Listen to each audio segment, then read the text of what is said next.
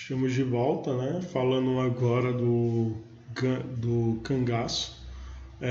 Novamente eu volto aqui referenciando já o Auto da Compadecida, que o Ariano Suassuna perdão, ele trouxe vários elementos, né, do cangaço, inclusive para compor a sua obra. E depois, quando foi realizado o filme, a gente tem os personagens inspirados principalmente em Lampião. E eu não sei se vocês já ouviram alguma música ou alguma referência, né, aí da cultura nordestina. Os cangaceiros, eles são muito observados, eles são muito, vamos dizer assim, trabalhados dentro da cultura.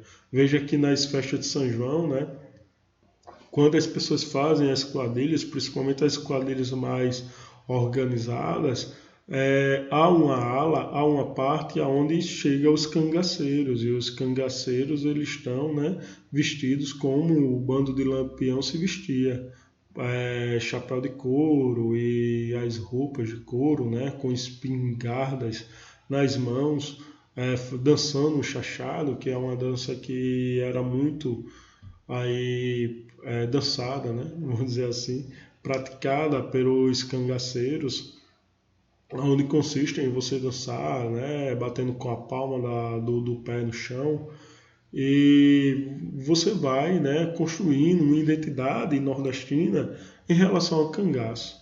E para não sermos, né, injusto com a história do cangaço, eu gostaria também de alencar que há uma diferença num debate da história do cangaço entre os historiadores e entre até mesmo da cultura popular, né, entre o conceito da cultura popular, se os cangaceiros eles eram heróis ou se eles eram vilões.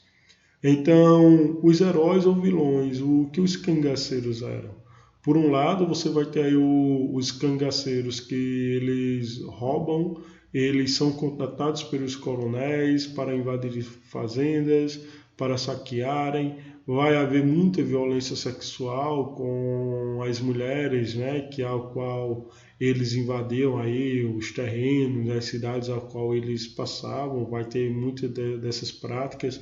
Eles vão ser extremamente violentos, extremamente cruéis, mas por outro lado tem uma outra ala de historiadores que vão dizer que os cangaceiros eles eram assim porque o cotidiano os tornou assim. Eram pessoas que não tinham perspectiva de futuro, não tinham perspectiva de vida, onde eram pessoas oprimidas, onde eles tinham que conviver com a fome, tinham que conviver com o desespero de não ter ninguém por eles, e eles tinham que utilizar várias maneiras, várias estratégias para sobreviverem. Se vocês prestarem atenção, a Compadecida, né? Ela tem um vídeo, dentro do áudio da Compadecida, ela tem uma expressão muito bonita quando ela está defendendo o Severino lá, né?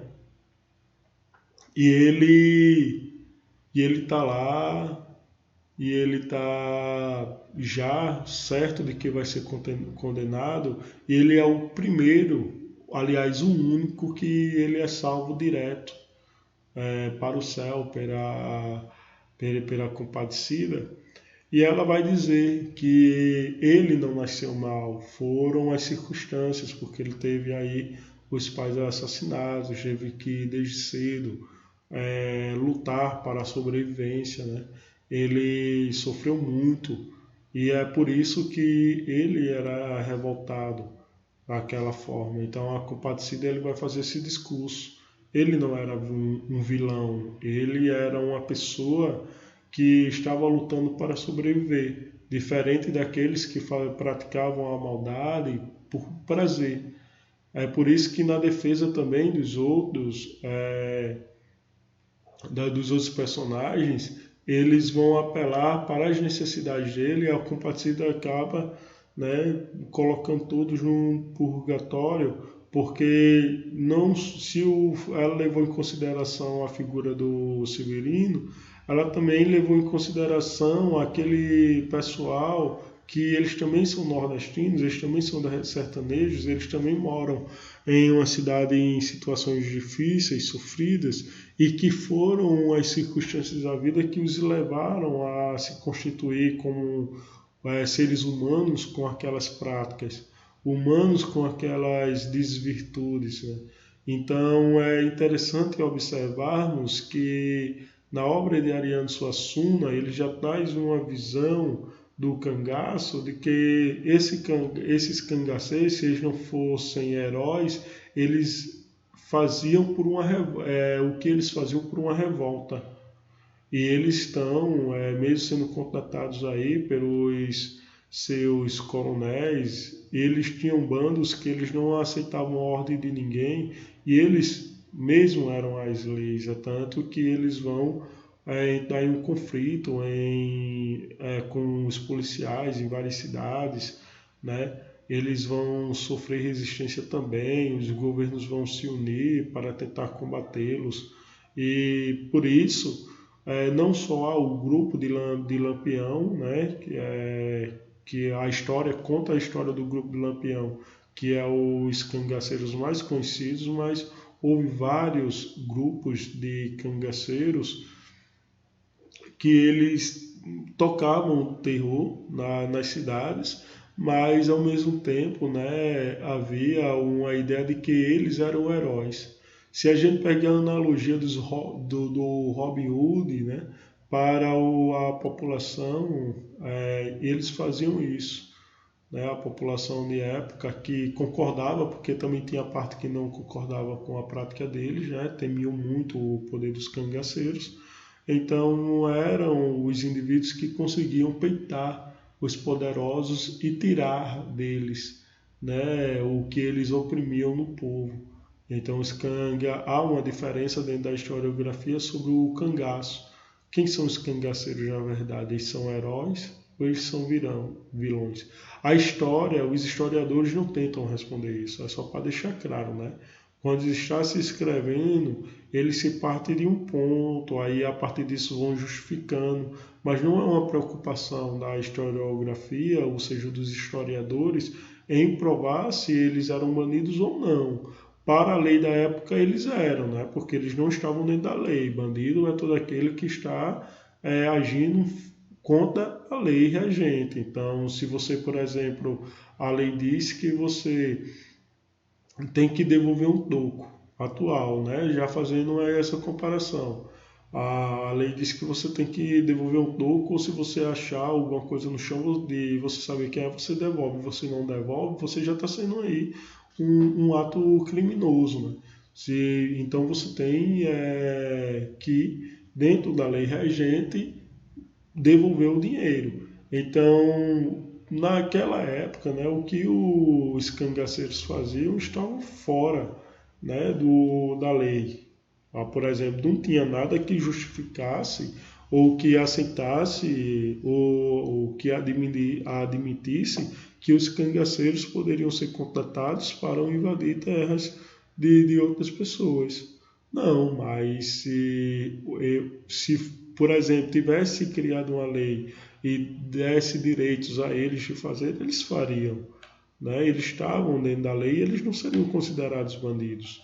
Então, há essa diferença do que, por que nós temos que, se vamos considerar o Lampião, né, e seu grupo, como bandidos de acordo com sua história ou de acordo com a lei regente. Sendo que os próprios políticos de época eles também sabiam construir as suas leis, sabiam utilizar o poder a seu favor. Então veja que a gente vai compreender aqui nesta aula o que foi o cangaço, né? Para não estendermos muito. Eu trouxe para vocês uma figura, né? É uma foto tirada pelo Benjamin Abraham Boto, um dos únicos fotógrafos na época a realmente acompanhar e registrar o bando de Lampião, né? O bando de Lampião se permitiu ser fotografado por ele, dado a confiança, talvez, que eles tiveram no fotógrafo, então o fotógrafo vai acompanhar em algumas cidades onde Lampião passou com o seu bando, aí registrando suas vias, seu cotidiano, registrando aí suas práticas, e tem várias fotos, essa não é a única, né? Tem várias fotos aí do grupo de Lampião fazendo várias coisas, mas a gente só escolheu uma. E veja que as roupas deles sempre são representadas, né, na cultura nordestina. Se você chega, por exemplo, ali nas bananinhas de bananeiras, quando ali na praça, tem as bananas vestidas com chapéu. Aí você diz assim, professor, está representando o Luiz Gonzaga, está representando os cantadores. Os cantadores de Irarice de quem? Né? A não ser da cultura nordestina, e veja que esta prática do chapéu de couro vem aí do bando lampião, dos cangaceiros, que é uma das maiores representações, sendo que não estou dizendo que é o bando de Lampião, são os cangaceiros que fundam essa tradição da roupa de couro tal. Não, até mesmo, né? Os sertanejos, eles têm uma ligação muito grande com o gado e eles precisavam aí de proteção devido ao sol, devido à entrada nas matas, a entrada aí na, na, na região, né?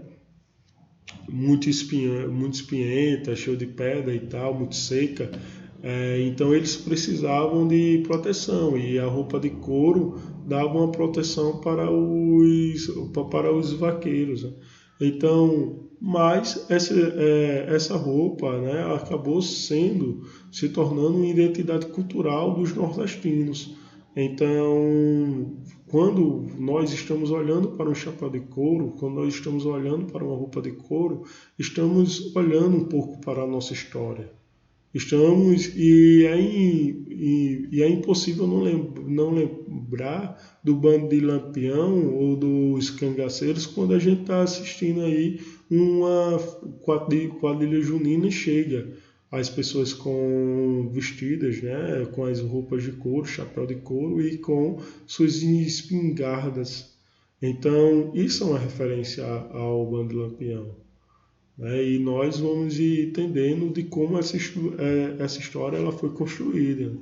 Então, o cangaço representou, aqui é uma característica, né? Ele representou um movimento social ocorrido no Nordeste do país no século XIX e XX, onde os cangaceiros, grupos de nômades armados que viviam em bandos, demonstravam a insatisfação pelas condições precárias em que a maior parte da população nordestina se encontrava, posto que o poder estava concentrado nas mãos dos fazendeiros. Então veja, né?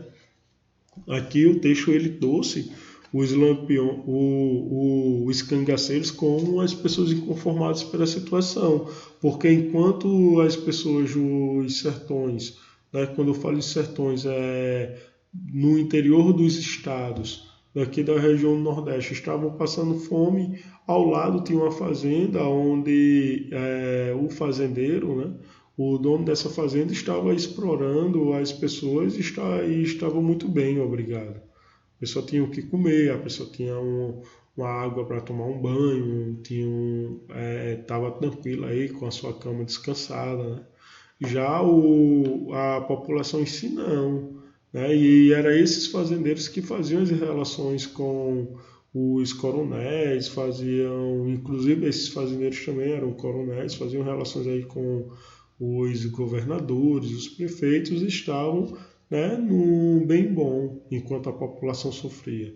Então, o texto ele traz, né, já uma característica de que o bando de Lampião, aliás, os cangaceiros, esses grupos nômades, não têm um lugar fixo para morar, eles moram em qualquer lugar, eles param em qualquer lugar, né, eles estavam aí nessa indignação, eles invadiam as fazendas, invadiam as cidades, saqueavam e depois eles chegavam até a doar uma parte do que eles roubavam a realmente a população que não tinha o que comer, né? As pessoas que estavam passando fome, mas também não quer dizer que eles eram santos, eles eram extremamente cruéis, eles estupravam as mulheres, as moças, né? Os capangas aí do cangaço. Mas por outro lado, eles também tinham um senso de proteção muito grande, né? Com os que eles consideravam. Eles tinham também suas regras, suas condutas de honra, e eles tinham as suas próprias leis. Então, os cangaceiros vão ter essas características. O termo atribuído a esse fenômeno social, cangaço, deriva de canga, peça de madeira utilizada na cabeça do gado para fins de transporte, né? Então, quem já viu o garro do boi é aquele dorso que se coloca de madeira, né, num boi, e ele leva o carro. Então faz referência a isso. Nesse sentido, se eles eram nômades, carregavam durante suas caminhadas muitos pertences e por isso o termo foi escolhido, né? Então, veja que se eles eram nômades, eles precisavam andar por várias regiões e por isso que ele saiu com muitas coisas, mochilas pesadas, é, até mesmo para armar barracas, eram panelas, eram até mesmo alimentos, carne e tal. Aí por isso que eles se identificavam com esse termo canga, né? Porque os bois eles carregam um peso nas costas e era esse peso nas costas que o cangaceiro ele levava. Os cangaceiros eram exímios, né, conhecedores de caatinga, das plantas, dos alimentos e durante muito tempo, 1870 a 1940, dominaram o sertão nordestino, onde muitos eram protegidos pelos coronéis em troca de favores. Né? Então, eles tinham essa relação com os coronéis muito grande, os cangaceiros, e inclusive eles vão aí ter um conhecimento da caatinga muito grande, né, que é a vegetação dos sertões, porque eles adentram as caatingas. Então, até mesmo vai ser difícil a captura desses grupos dentro desse movimento chamado cangaço, porque eles sempre vão estar dentro da caatinga, sempre vão aí procurar refúgio dentro dessas regiões. Eles nunca estavam no centro das cidades, eles estavam sempre no exterior das cidades, né? E era nessa redondeza das cidades onde eles faziam seus acampamentos. Eles utilizavam aí as cidades para pegar alimentos, para poder cumprir algumas ordens aí dos coronéis e tal, mas eles sempre estavam por dentro das caatingas. Então, era até mesmo de onde eles tiravam, muitas vezes, os alimentos depois de muito dia. Ele conhecia aí os animais, era um campo conhecido por eles, né? Aí a história do cangaço, eu vou resumir um pouco para vocês, né? Com a programação da República em 1889, diversos problemas sociais e econômicos assolavam o país, sobretudo no Nordeste, com o crescimento da violência, fome e pobreza. Então veja que o Nordeste, né? Ele sempre vai ser caracterizado e até hoje pela fome e pela pobreza. Professor, mas realmente só tem fome e pobreza? Não. Porque a fome e a pobreza, ela não vai predominar no Nordeste. Vai ter algumas regiões aqui no Nordeste que vai ter aí, né, os seus pontos de desenvolvimento, os seus pontos de ação, mas a gente está falando aqui dos sertões, né, e vai ser sim uma característica, já que os sertões não vai render. Investir nos sertões não vai render para o governo, né? Não seria uma boa opção. Então, deixa aí as pessoas morrendo. Então, essa indignação dos sertanejos com os poderes vai vir a partir disso, né? Da ideia de que eles estão abandonados, que eles estão à pura sorte. E não só vai favorecer, por exemplo, o surgimento do messianismo, não surgir o desenvolvimento do messianismo, onde figuras, líderes religiosos vão liderar esses grupos, mas também, né, você vai ter uma crescente prática da violência, do bandidismo e assim por diante. Assim, no final do século XIX, já se notava o surgimento de focos de cangaceiros pelo norte e nordeste do país. No entanto, o movimento do cangaço adquiriu maior coerência e organização no início do século XX, o qual representou um importante fenômeno social da história brasileira, constituído por indivíduos empenhados em trazer uma nova realidade mais inclusiva e igualitária para a população do sertão nordestino. Então, também havia aí uma preocupação dos cangaceiros, né? A quebra dos poderes locais, tipo das famílias que elas dominavam, a luta pelos poderosos e fazer com que a população começasse a lutar também contra esses poderosos. Era uma tarefa difícil para os cangaceiros, né? Mas eles também tinham essa ideia de liberdade, essa ideia de que a população ela poderia ser salva se tivesse alguém que lutasse por eles, se tivesse alguém que lutasse por elas. Por outro lado, né, também era um movimento que causava muito medo à população, levando aí em consideração um grande teor de violência que o cangaço vai representar. Sem espanto, utilizando a violência, armados com espingardas, facas e punhais, os cangaceiros saíam em bandos por diversos locais do nordeste do país, saqueando fazendas, sequestrando e matando fazendeiros, impondo respeito por onde passavam. Foi nesse contexto que a população começou a se sentir protegida, ficando ao lado dos cangaceiros, símbolos de força e honradez, né? Então, veja que hoje não mais você vê as pessoas com facas nas cinturas, né? Mas na minha época, e quando eu tinha a idade de vocês, há 10 anos atrás, em Bananeiras, nós, adolescentes, já tínhamos a nossa faca nos quadris. Se a gente prestar atenção, os nossos mais velhos, as pessoas que têm 50, 60 anos, ainda andam com facas nos quadris, né? Elas, principalmente quem tem acima dos 50 anos, elas ainda têm esse costume, porque também é uma prática vindo aí dos cangaceiros, né? Uma prática vindo aí dos nordestinos, dos sertanejos. E também tem a questão que é atribuído aos nordestinos uma violência tremenda, né?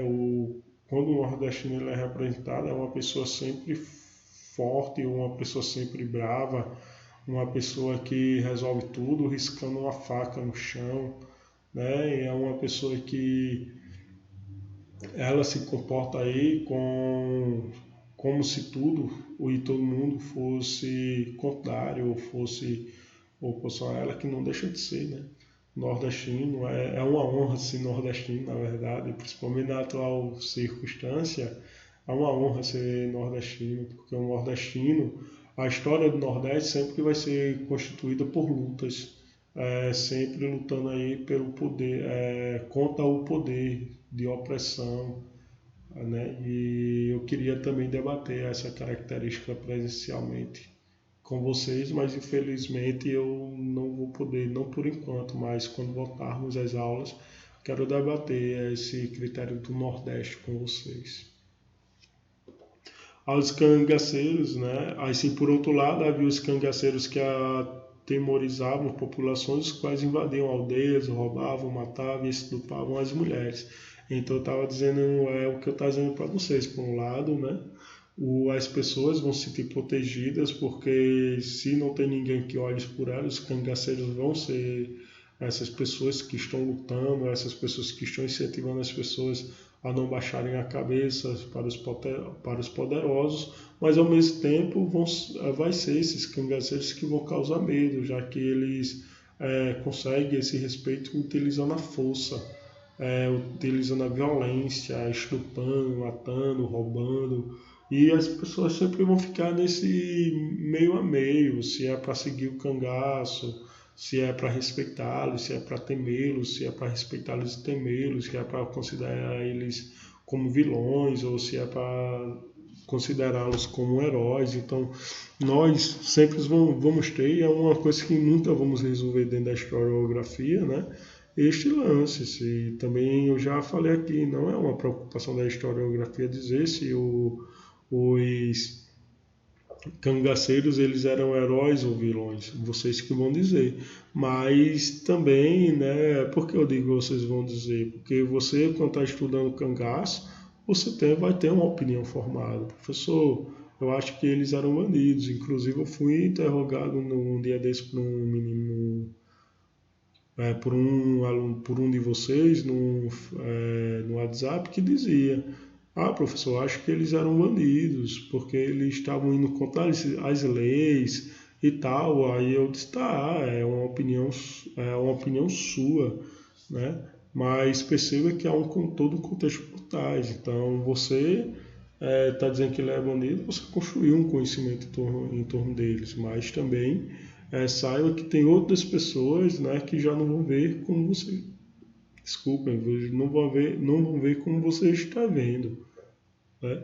Para pessoas, né, eles eram heróis porque eles lutavam aí pela população mais sofrida, pela população oprimida.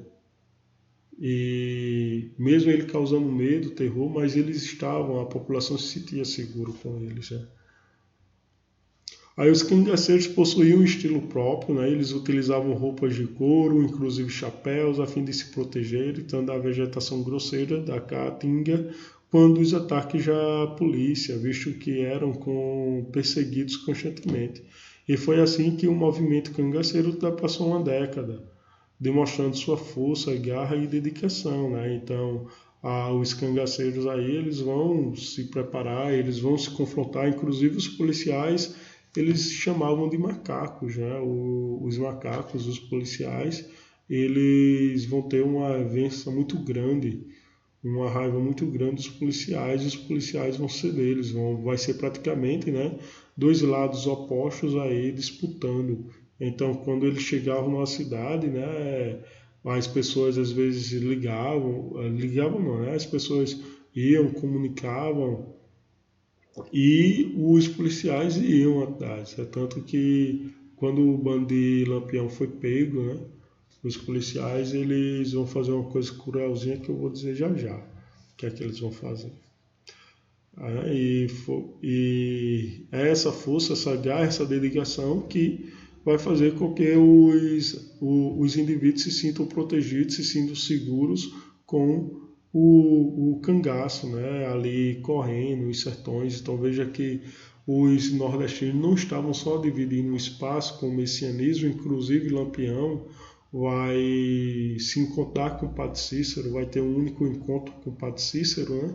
E para ele já, tipo, o Lampião, ele já vai se entender aí como uma pessoa abençoada, não é, eu sou abençoado, não, é tipo, eu falei com o homem santo, eu tive a honra de falar com o homem santo, então o Lampião vai ficar muito gratificado por isso, né?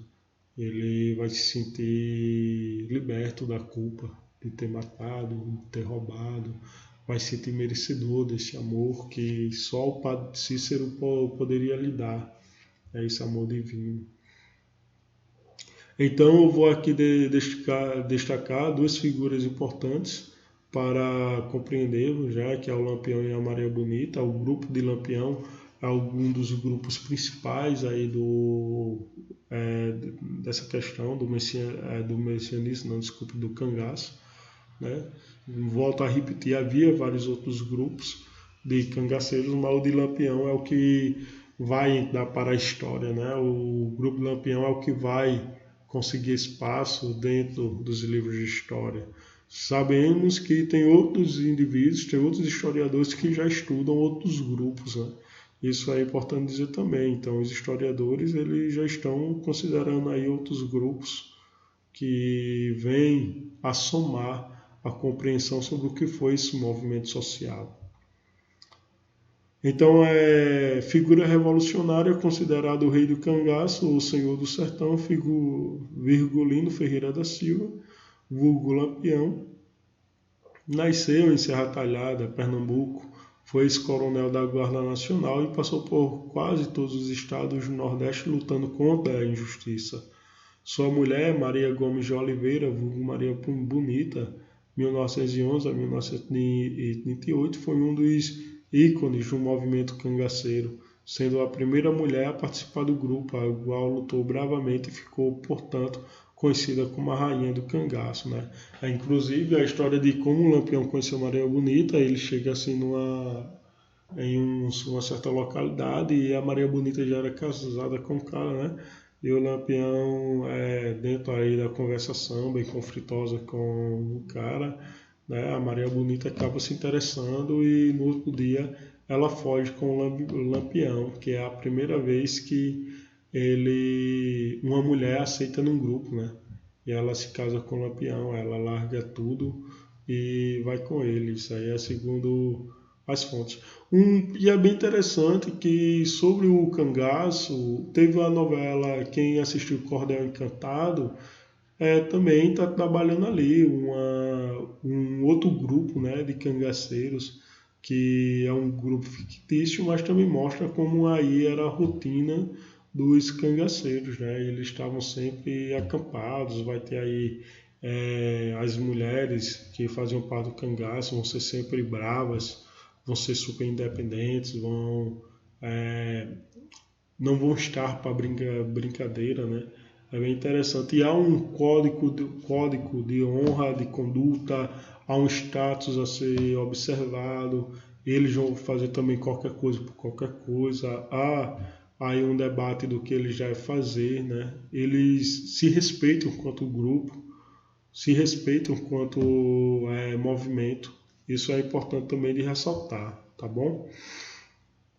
Então, ambos, né, foram brutalmente assassinados enquanto acampavam na grota de Angicos, em Poço Redondo, no Sergipe, numa emboscada, dia 27 de julho de 1938, preparada pelas autoridades, na época governadas por Getúlio Vargas. Chegava ao fim do casal ícone do cangaço, considerados pelas autoridades pessoas perigosas, Lampião e Maria Bonita, né?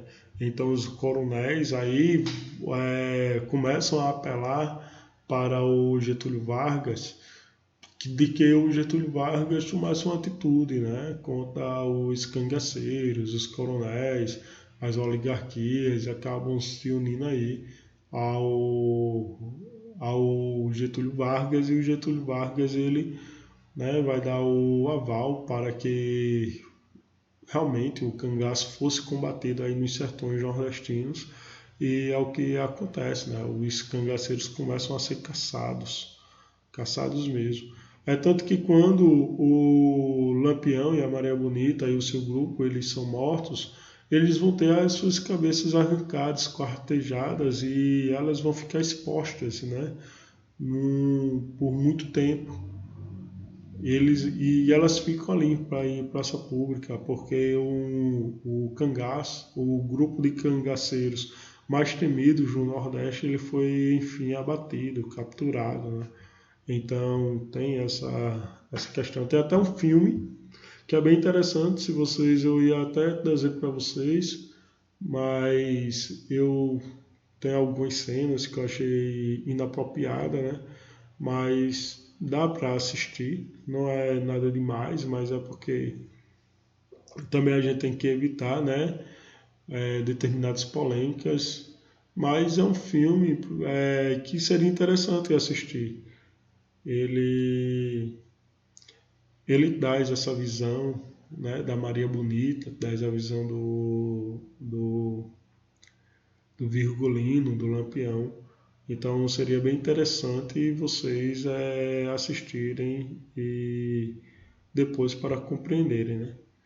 Então suas cabeças, né, e de seus companheiros foram expostos como prêmios somente com a aprovação do projeto de lei número 2.867 de 24 de maio de 1965, as cabeças foram devidamente enterradas. Então a gente vai ter aí, né, eles vão passar aí tempo com as cabeças expostas lá nessa cidade, e depois é que eles vão ter direito a terem as suas cabeças enterradas. Não tão diferente que aconteceu, por exemplo, com o Oliver Cromwell, né, na Inglaterra, entre o século XVI e XVII, que ele teve a sua cabeça também, né? E ele vai dentro do movimento da Revolução Inglesa, e ele consegue deportar o rei, ele corta a cabeça do rei, e depois, dentro da sua morte, quando as pessoas, os monarquistas, eles conseguem novamente instituir a monarquia, né, na Inglaterra, aí eles vão, retiram desenterram o corpo do Oliver Grover, que ele já havia falecido, e eles enforcam. E depois de enforcar, eles cortam a cabeça e deixam exposta, né, em frente a uma catedral. Aí, por que esta questão de arrancar a cabeça é tão significativa dentro da história? Nós entendemos que é a quebra do poder, né? Quando você está dando fim a um poder, você está dando fim a um movimento, não tão diferente a Revolução Russa, desculpe, a Revolução é, francesa, ela também vai cortar a cabeça do seu rei, né, e da sua rainha, e como forma de dizer, olha, a partir de hoje a monarquia morreu. Aí não tão diferente acontece com Lampião e Maria Bonita quando eles são mortos e eles não são levados, por exemplo, a um julgamento, que eles poderiam ter sido levados, né? E eles não são, então o corte de cabeça e o expor a cabeça é um ato de dizer aqui, sirva de exemplo para que não se faça mais. Não tão diferente foi na Inglaterra que o Oliver Grover, quando ele teve a sua cabeça arrancada, era para servir de exemplo que ninguém lutaria contra a monarquia, né, contra o poder. Mesmo que agora, a partir da Revolução Inglesa, você vai ter uma divisão de poderes entre a monarquia e o parlamento, mas está lá a figura da cabeça, né, do Oliver Grover, que havia instituído a República como o fim da República, né? A morte da República, essa que é o simbolismo do arrancar a cabeça. E quando a gente traz essa análise para o grupo de Lampião, você tem o principal grupo, um dos principais grupos aqui do Nordeste do cangaço, onde a vitória, né, o troféu seria, olha, o governo venceu, o governo conseguiu pegar esses indivíduos, esses bandidos, aqui na fala do governo, né? E nós estamos apresentando à população o nosso troféu da vitória, que são a cabeça dos líderes e das pessoas que fazem parte desse movimento. E por outro lado, ele está dizendo assim: está vendo o que vai acontecer com vocês se vocês não respeitarem a República? Está vendo o que vai acontecer com vocês se vocês não seguirem as ordens que vocês recebem? Isso aqui que sirva de exemplo para todos que se revoltarem contra o poder. Então há esse simbolismo, né? Veja que hoje, né, está havendo um movimento de quebra de símbolos.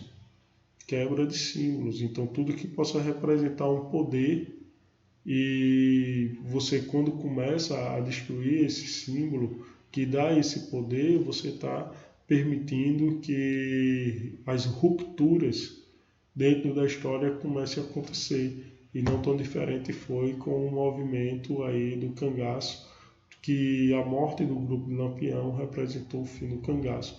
Inclusive, né,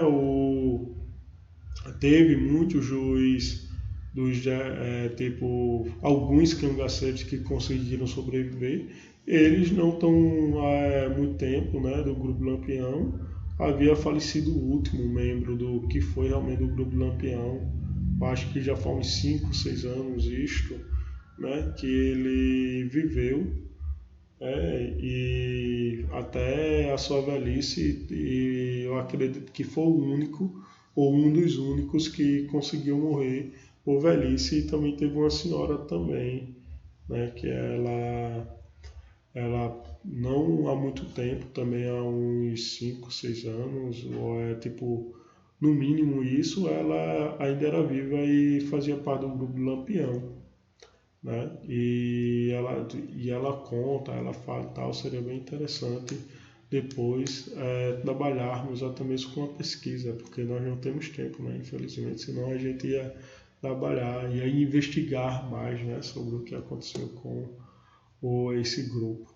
Então, vejo que é um movimento, aqui eu trouxe para vocês, né, a morte dos líderes significou o fim do movimento cangaceiro, o qual se dissipou pelo norte e nordeste. Então, com a morte do principal grupo de Lampião, os outros grupos cangaceiros começaram a temer o poder do Estado e eles se espalharam, né? Eles foram abandonando essa vida, porque se o grupo mais temido de cangaceiro era o de Lampião, ele foi abatido, então os outros não teriam chance. Eles pensaram dessa forma e eles acabaram aí partindo, se dividindo, né? Se desmembrando, cada um foi seguindo a sua vida. O qual se dissipou pelo norte e nordeste, alguns cangaceiros com medo de serem degolados se entregaram às autoridades. Para alguns, o movimento teve fim em 1940, com a morte de um dos cangaceiros, amigos de Lampião, Cristiano Gomes da Silva Creto, conhecido como nome de Curesco, né? Então, nós vamos ter aqui, eu trouxe para vocês outra foto do Lampião e da Maria Bonita aqui do lado, e aqui a cabeça deles expostas, né? Aí em praça pública, veja como está montada, né? Representando o fim do cangaço, do movimento cangaceiro nos sertões da Paraíba em 1940, já no governo de Getúlio Vargas. Eu não queria trazer, talvez eu possa até trazer, se houver alguma importância de debater dentro do governo de Getúlio Vargas, o governo cangaço, eu posso trabalhar de maneira mais detalhada, mas este é o nosso, eu acho que isso é o fundamental para vocês verem sobre Lampião, sobre Maria Bonita. Eu trouxe isso para vocês, né? Então, aqui são as referências, né? Estabilidade política na Primeira República, Boris Fausto, né? A Maria Ieda Linhares, História Geral do Brasil. A gente vai ter o Jesuíno Brilhante, o Cancioneiro Romântico do Mossoró, de Raimundo Nonato. Nós vamos ter aqui toda a matéria, né? A história do cangaço está lá, e a Guerra do Contestado, já que eu iniciei com a Guerra do Contestado, esta aula tal, também trouxe algumas referências, mas essa aqui é só algumas, tá? Não representa a totalidade das referências utilizadas, é só para mostrar que da onde as informações elas foram tiradas, né? E é isso, espero que vocês tenham aprendido esta nossa aula 2, né? Ela foi dividida aí em algumas partes, porque é um tema grande, e a gente vai voltar para a aula final sobre a modernização do Rio de Janeiro. E esta aula 3, nós, dentro da modernização do Rio de Janeiro, nós vamos estudar aí o que é eugenismo, vamos estudar os movimentos de resistência, como a revolta da vacina, a revolta da chibata, vamos entender o que foram os movimentos do Bota Abaixo, o que foram os movimentos de higienização. Eu vou tentar resumir tudo isto de maneira mais breve possível, e nós já saltamos aí para o governo de Getúlio Vargas, né? Então, eu vou tentar encerrar este período da Primeira República nas próximas aulas. No máximo, eu vou tentar fazer 2 aulas sobre isso, e nós encerramos aí a Primeira República, tá? Cheiro, abraços e saudades.